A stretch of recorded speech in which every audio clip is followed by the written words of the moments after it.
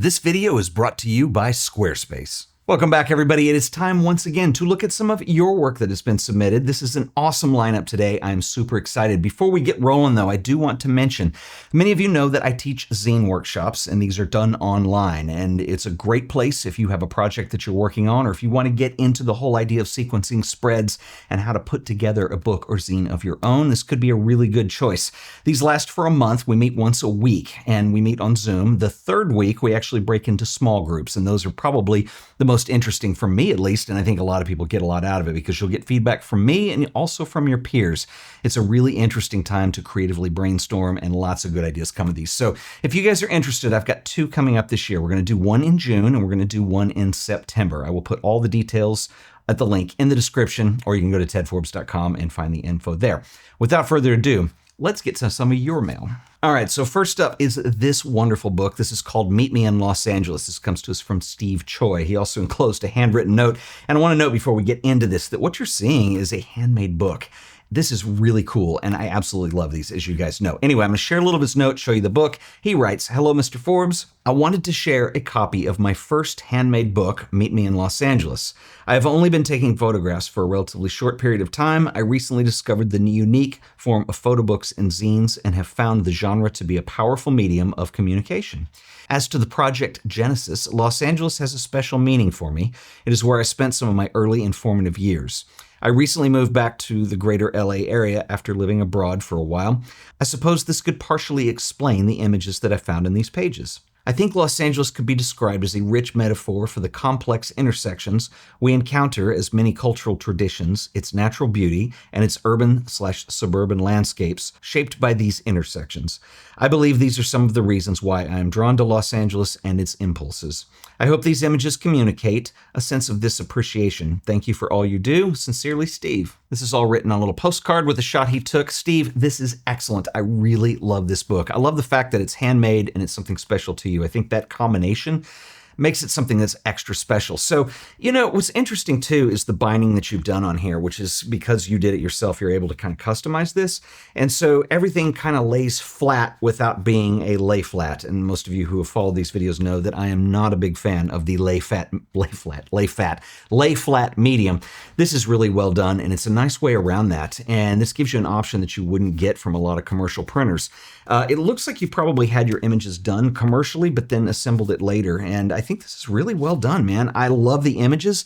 I love the idea of Los Angeles as your point of origin here.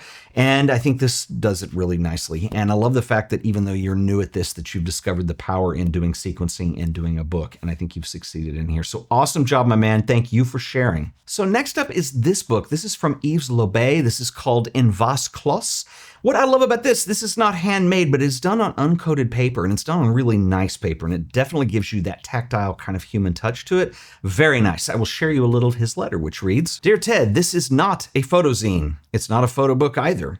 This is a book of haishas. My collaboration with Carmelina, the writer of the haikus, started with the cancellation of a photo class I was expecting to give for our municipality in March of 2020.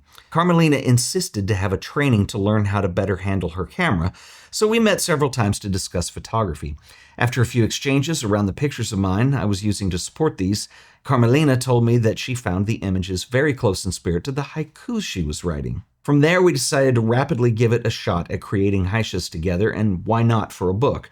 For about a year, we created texts and images walking around our retrospective villages. With lockdowns, I rediscovered the light in my home. We shared and combined our production by email, Facebook, and phone. Early 2021, we thought we had enough material to start the creation of a book. Final selection and fine-tuning of the photographs, the texts, and their combinations. Building the story, the layout of the book. Search for an editor, and in May 2025, Vase, Clos was born." He also goes on to mention the paper, which is interesting, and I don't know if you can pick this up on the video or not. It is very textured, it is uncoated, and he says in here, the paper used for this book is clearly not ideal to print photographs.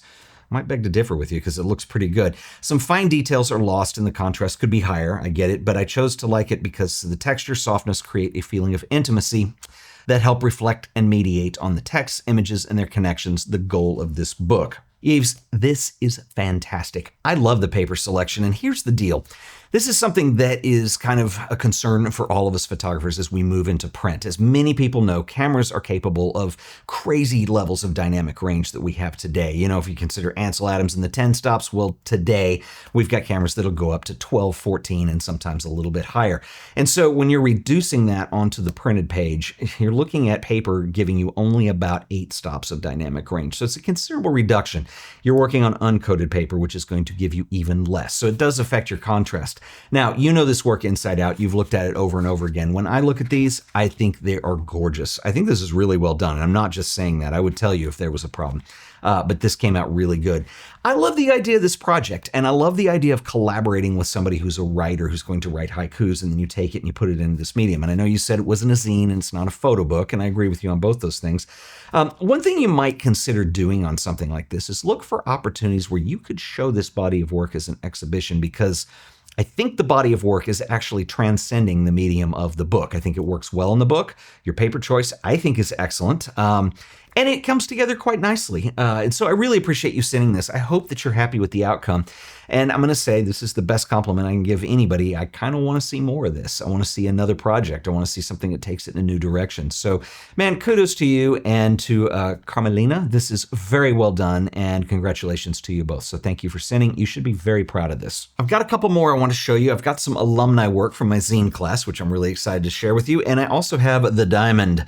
But really quick, I want to give a shout out to our sponsor this week, who are the always awesome folks over at Squarespace. How easy is it to build an amazing website in a matter of minutes? Squarespace has you covered. It's dead simple. Head over to Squarespace, hit Get Started. You can start by selecting from an impressive collection of customizable templates, or you can do what I do, build your own. Something unique because, you're not like other websites. Give your site a name. Next, you can build your homepage. We'll start with a few preset layouts just to get us going. Want to sell products like books or prints? Well, you can feature those on your homepage. Create a few more sections if you want. Let's also give it a color palette. There's a whole bunch to choose from, and just get us started. We can change this all later. Next, let's select the typography choices. Welcome to your website. Everything is set up and it's all ready for you to customize. Squarespace is built on Fluid Engine, the next generation of website design. Select Edit, and Fluid Engine allows you to drag, place, and resize any element on the page. You can snap these to a grid, you can make them float on top of one another, you can freeform however you like. You can even preview and adjust how the site looks on either desktop or mobile. The layouts are independent.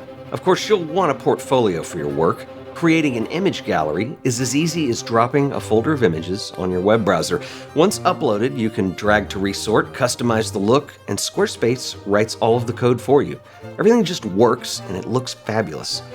Want to sell your own prints, books, or zines? Squarespace has the capabilities to not only set up your online store and collect payments, but they also give you all the tools that you're going to need to be successful. Managing shipping and payment options, manage your orders, and engage with your customers. They even give you the tax tools that you need to keep things organized and stay compliant. You should try Squarespace for yourself. It's absolutely free, no credit card required. Just go to squarespace.com/AOP, sign up for that free trial. If you decide Squarespace is right for you, I can save you an additional 10% on your order by using offer code AOP on checkout. That's right, the code is AOP. So stop procrastinating. Go build your website today. And I want to give a special shout out and thanks to Squarespace for sponsoring this video. All right, so next up, I've got 2 zines that I'm really excited to share. These come to us from Jon Wiest. And Jon, full disclosure, took my zine course. He does really cool work. He is from Manitoba, Canada, and he does some really interesting things with landscapes, a lot of bird shots. And I remember one of these very well, and I love to see that he did 2 of them. So I'm going to share a little of his note where he writes, "Dear Ted, I've been watching your channel for a long time, and ever since I rekindled my love of photography a few years back. Those embers had been slowly burning since I was a teen in the 70s, but the high price of silver, college, and cannabis vied for the dominance back then. That combined with having my excellent Pentax K1000 stolen, I let go of photography for a good long while. A road trip in 2017 brought those embers roaring back to life. As a now former software developer, I don't think I'm a natural artist. As a photographer, I'm more of a documentarian. So your videos on composition and later on the amazing work presented in Mail Time have been invaluable to me. So much that I jumped at the chance to take your first zine course. I learned so much from that course it's difficult to quantify. Many of the concepts and ideas you expressed were completely new and epiphanies to me. I can only hope that these do some justice to your excellent teaching. Thank you for all that you do for the photography community. Sincerely, Jon. Jon, these came out great, and I'm really excited to see that you did a second one. This first one I remember very well from when we did small groups in class, and I remember a lot of the issues that we were talking through and a lot of the things with spreads. You did an excellent job on here. Your work is really interesting. You do a lot of series of landscapes and a lot of things that don't have dominant subjects or portraits or street photography or action or things. They're very serene and they're very open and very natural, and I think you've assembled these in a really wonderful way. I think the color came out great on here. You've got a really wonderful sense of atmosphere on these. So man, kudos to you. I absolutely love how this came out, and I hope that you're really happy with it too. I'm also excited to see you go a different direction on this one. What I love that you've done, even though you don't consider yourself an artist on here, this is something that artists even have a hard time with, is that you didn't do part 2 of the same thing. With this second zine, you've gone into new territory, and I think that's really important, and I think that's a hard thing to do for a lot of people. I think the tendency is to want to, if you've had some success or you feel good about something, is want to repeat it and do it again. And so I really appreciate the fact that you didn't. I love this panorama. This is so amazing. You've got a sense of mystery with the roof line up here. This is really cool. The first time I saw this, I'm like, is that a ship or something? Because the angle kind of throws you off. Jon, awesome work. I hope you're happy with these, and I really appreciate you sending them over and sharing, and I hope to work with you again, man. This was awesome. Okay, so next up, we've got The Diamond. This comes to us from Brian O'Hanlon, who is a UK-based photographer. He has a note in here, which I'm going to actually read you part of the book because I think it'll make more sense to the story here. And then we'll come back to some of his bio. But anyway, in The Diamond, it reads, "There's a certain beautiful irony that diamonds and coal are made from the same element, carbon. Simply put, both are created under immense pressure, heat, and time. But what separates them is the additional forces and pressure that it takes for the atoms within a diamond as they are squeezed further and begin to bond together.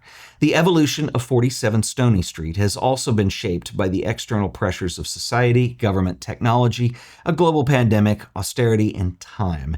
It has taken over 200 years for this building to bond together in its community into a rare jewel amongst the now buried coal seams that run deep below its foundations. It continues to sparkle and offer its patrons a glimmer of what it was a simpler time for the most interactive human connection." So back to his letter, this is a project that Brian chose to do, which spanned about 13 months. He committed for a full year with it. And I think this is really cool, and I think this came out really awesome too. And I also got a, let's see, I'll show you this. I am now a card-carrying Diamond member. And he also sent me a menu with many of their rock-themed dishes that are on here. Brian, this is a really cool project. So Brian is a professional photographer who wanted to do this as a side project. One of the things that I will read you in his note, because this actually is important to our conversation here.